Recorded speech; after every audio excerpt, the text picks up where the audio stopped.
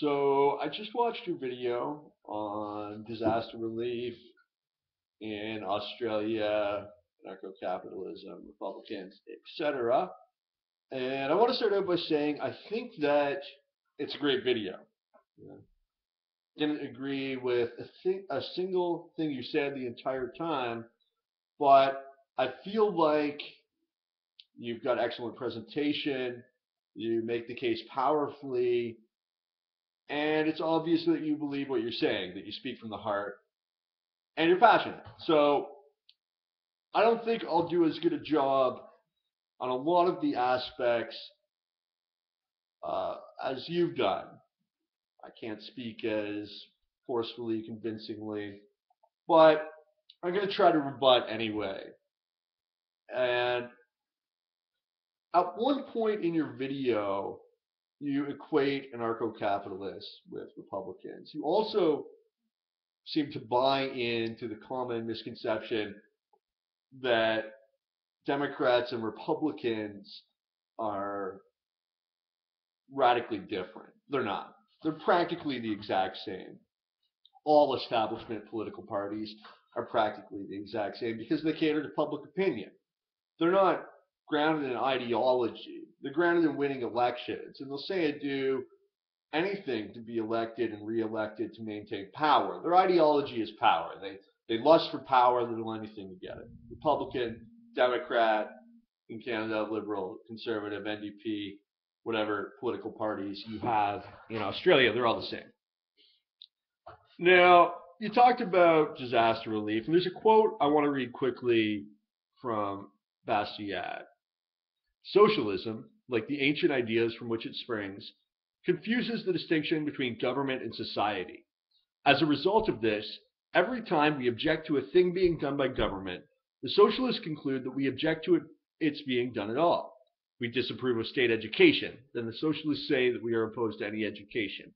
We object to a state religion, then the socialists say that we want no religion at all.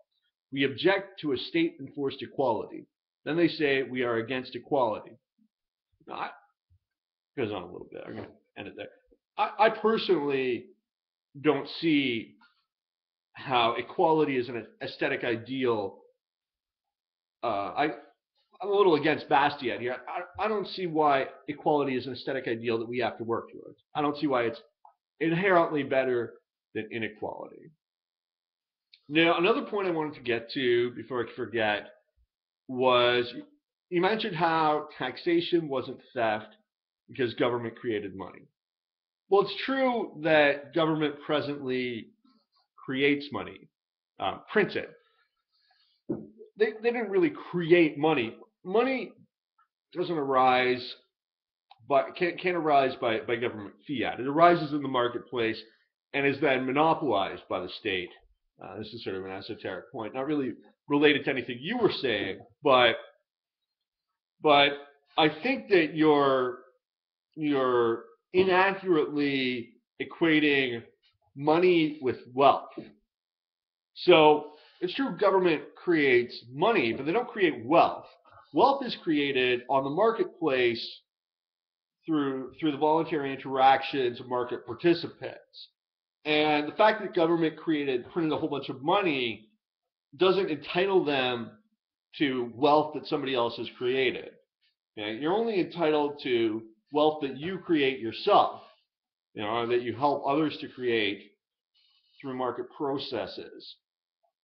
And actually, another sort of esoteric point, I think you're right that taxation is a theft. I think it's robbery, or more accurately, extortion, because a theft happens sneakily in the middle of the night, whereas what the government does is more akin to robbery, where somebody points a gun directly in your face, or extortion, where you say, give me your money or I'm going to hurt you, right? Which is what the government says. They say, in fact, give me your money or we're going to kill you. They say, pay your taxes or you're going to get locked in a cage. We're going to send men with guns to go put you there. And if you defend yourself against this aggression, they're going to kill you. So we reserve the right to murder you if you don't give us money, all right? So it's extortion, it's robbery, whatever you want to call it. It's theft, it's wrong, it's evil. And it doesn't matter And this is the problem I have with democracy, because people think, oh, democracy is great. You know, now you can vote for these leaders, and nobody's ever going to be corrupt again. The problem is, as you say, we are. You know, you keep saying we when you refer to the state, like everybody's a part of this great big club, and it's awesome. Democracy has this notion that we are the government. That anything the government does to me, it's not the government doing it to me, it's me doing it to myself. So how can you rob yourself, right? If the state kills me, that's not murder, that's just suicide because we are the government. I think this notion is absurd. I think it's very dangerous because it's allowed for unprecedented expanse of state power. That's why we have the surveillance state, the police state today, where the police spy on us, where our civil liberties are trampled, we're thrown in jail for the tiniest of transactions.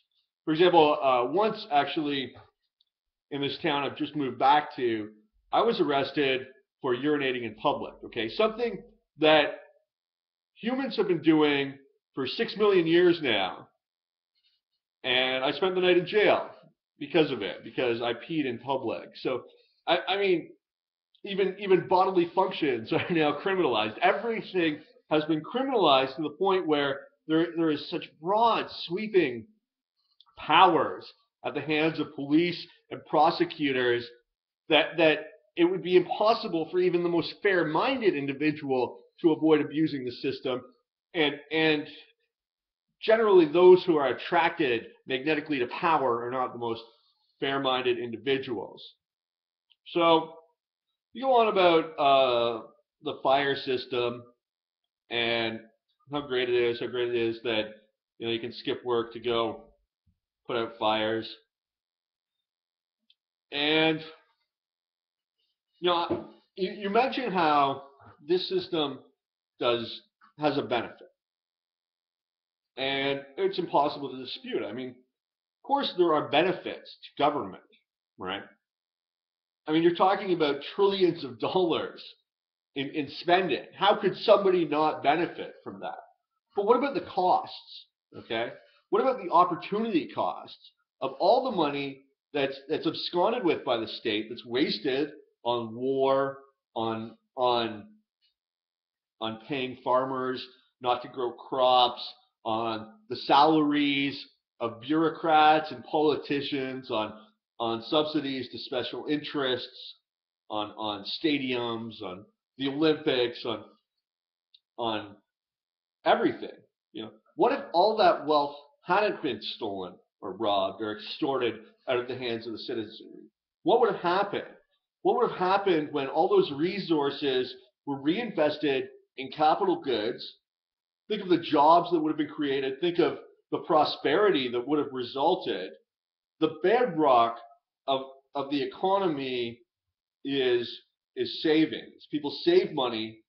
That money gets invested into capital. That capital is used along with labor to create wealth. Okay? So what if all these resources, instead of being wasted by the parasites that are in charge of the state apparatus, instead of funding the salaries of bureaucrats and politicians, you mentioned how government gives services, but that's not the purpose of government. It never has been. The purpose of government has been to exact tribute from conquered tribes. And if you study, if you read Oppenheimer's The State, available online for free, he goes into great historical detail of how governments have arisen, and that's always been the purpose of the state, to take money from one group and give it to another. And that's the purpose of the government presently in all these programs. Like welfare spending, very little of that money actually goes to the poor people, right? So much of it goes to fund the bureaucracy, the salaries of caseworkers, and to pay for all the buildings and everything like that. So the point isn't to help people.